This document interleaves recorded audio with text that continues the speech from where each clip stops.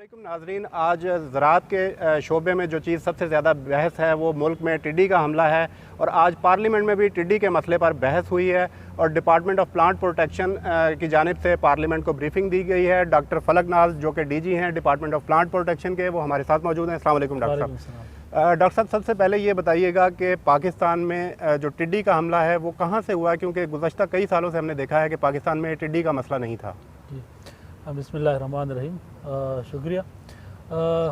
टिड्डी पाकिस्तान समेत India, Iran, Saudi अरब, Yemen और अफ्रीकन कंट्रीज़ में मौरितानिया तक ये जो इलाका है, इसके रेगिस्तान जो है ना, ये इसका बुनियादी मस्कन है। पिछले साल 2018 से इसका इशू बना था सऊदी अरब से, और सऊदी अरब में एक ऐसे रेगिस्तान में था जहाँ पे किसी का एक्सेस नहीं था, तो वहाँ पे इसकी 3 नस्लें आ गई। और जब वहाँ से निकल गई तो तब जो है ना फिर FAO और बाकी दुनिया को पता चल गया।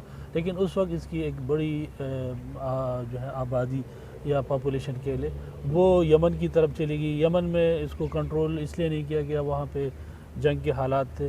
तो उसके बाद ये पिछले साल दिसंबर जनवरी में ये ईरान में आ गया, और ईरान में जो है ना बहुत बड़े एरिया पे जो है ना इसने इन्वेट कर दिया। तो ईरान से हमारे बलूचिस्तान आ गया, और फिर ये इधर सिंध और पंजाब, और उसी टाइम ये इंडिया में भी दाखिल हो गया। तो हमारा उनका मुश्तरका बॉर्डर है। टिड्डी के लिए कोई बॉर्डर नहीं होता, ये अपने जो हैबिटेट होता है उसी पे चला जाता है।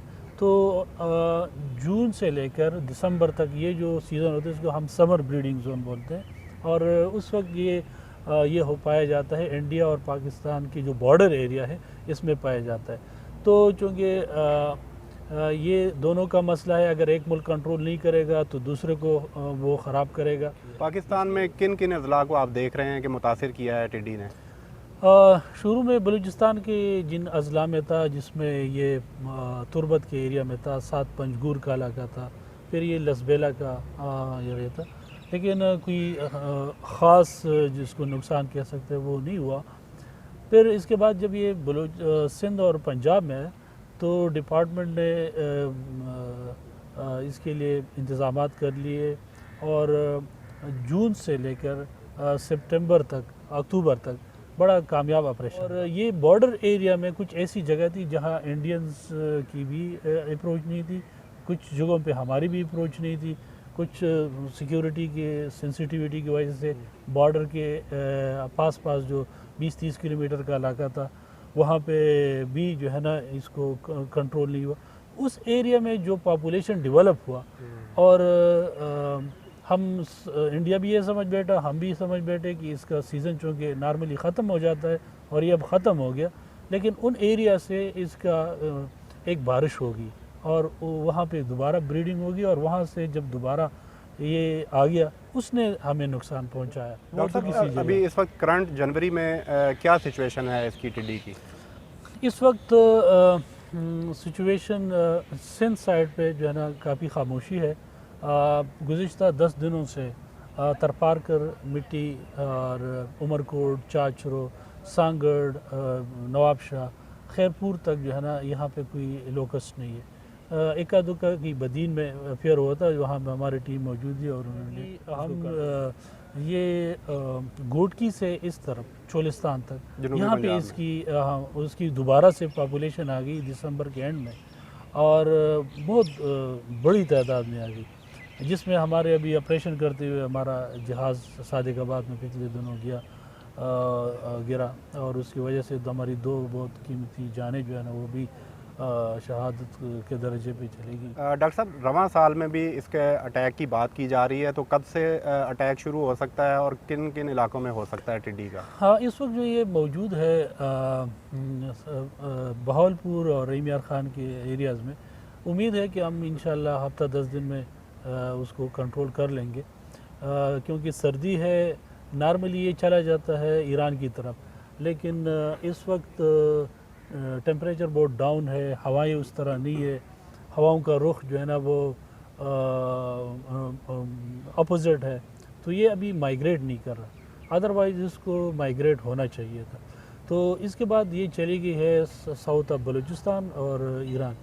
अब वहाँ पे इस वक्त टेम्परेचर डाउन है, اور فیبروری میں یہ وہاں پہ دوبارہ سے جو ہے نا یہ اپنا سٹیج چینج کر دے گا. اس وقت جو یہ سٹیج ہے اس کو ہم امیچورڈ بولتے ہیں, مطلب فلائرز ہے, بڑے ہیں لیکن بالغ نہیں ہے. یہ بالغ تب ہوتے ہیں جب اس کو پتہ چل جاتا ہے کہ میرے لیے حالات فیوریبل ہے, اگر میں انڈے دیتا ہوں میرے بچے پیدا ہوتے ہیں تو اس کے لیے کھانا موجود ہوگا. تو جب بارش ہو جاتی ہے, مائسچر ہوتا ہے اور ساتھ ٹمپریچر بھی بڑا ہوتا ہے اور گرینری بھی ہوتی ہے, تو اس جگہ پہ یہ دوبارہ جو ہے نا اس کی پیلے رنگ میں بدل جاتے ہیں, پھر یہ انڈے دیتے ہیں اور اگلی نسل آ جاتی.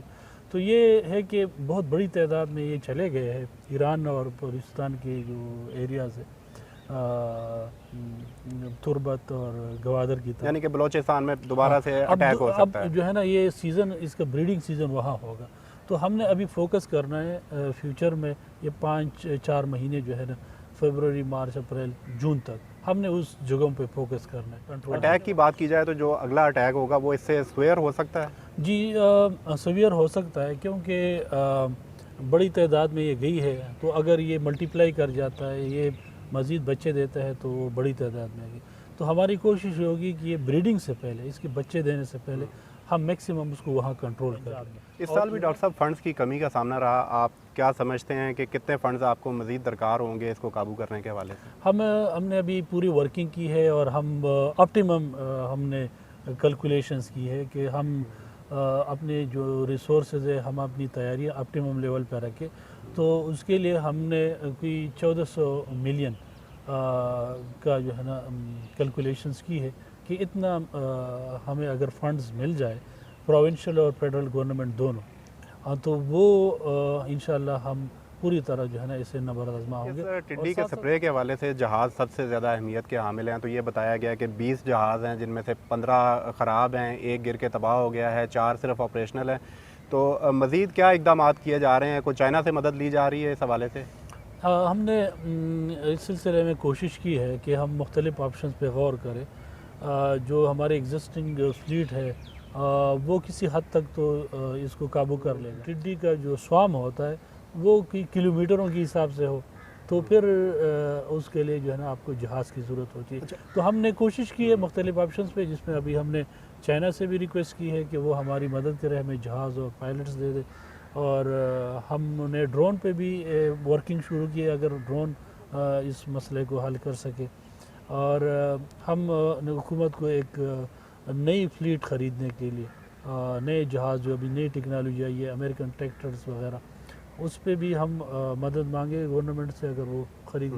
لیکن وہ ایک تھوڑی سی لانگ ٹرم ہے.